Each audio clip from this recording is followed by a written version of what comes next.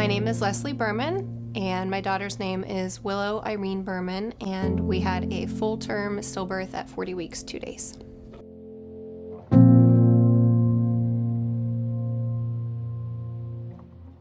We went to my tummy check appointment, and everything looked good. I had a great pregnancy. I didn't have any complications or anything that we even needed to monitor or watch, and they said, if you don't go naturally, we're going to induce you.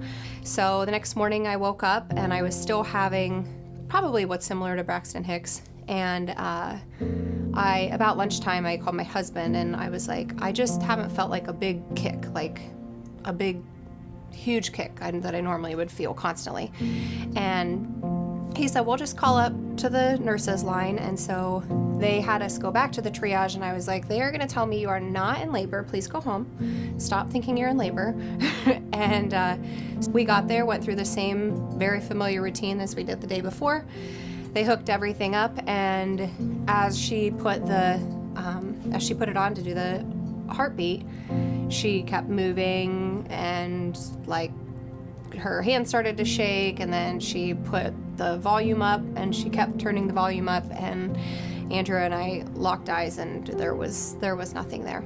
I think I was in disbelief because I thought, well, I didn't know that I could lose a baby full term. I thought if I got through the first trimester that it would be, everything was fine. And it just kind of left you with like, well, what happens now?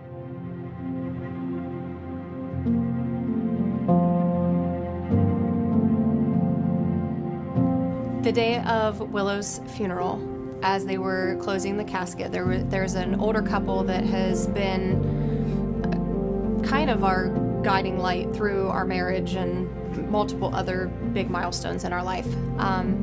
And they were there with us, and I remember him grabbing my shoulders and saying, understand that this is the worst. If you can get through today, this is the worst. He said, it won't get better, but it will be different.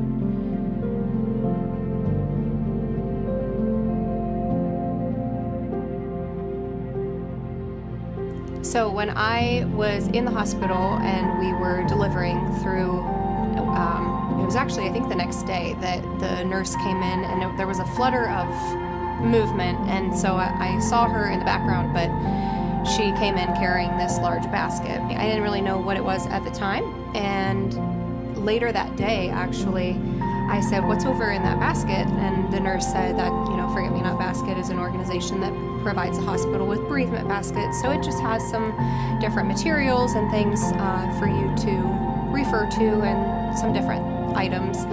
And then they pulled out a little bag, which now I have come to learn is a dad bag.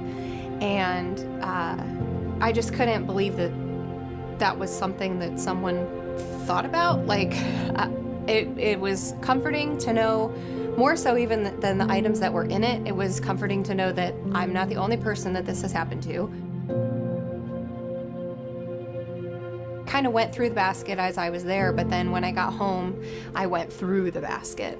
And one of my favorite items in there was the book that says we were going to have a baby, but we had an angel instead. And the nurses there actually took that, and they have Willow's footprints in the front page. So just very, very thoughtful things that I now cherish. Those are the only things that I have. But I didn't realize, I didn't connect the two, that it was from Forget Me Not Basket, until later, about 6 weeks after my delivery. One of my friends, her sister, texted and said, did you know that there's a race, and you can take part in this race, and it's a fundraiser, and told me a little bit about the organization, and is that something that you would want to do? Like, we would all love to do that with you. And I was like, yes, that would be wonderful.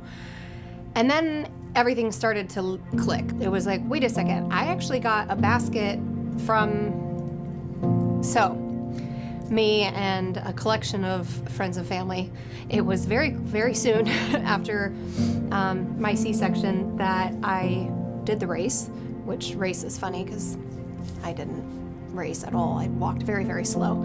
But at the end of it, I met Sarah, and it just was like you could just...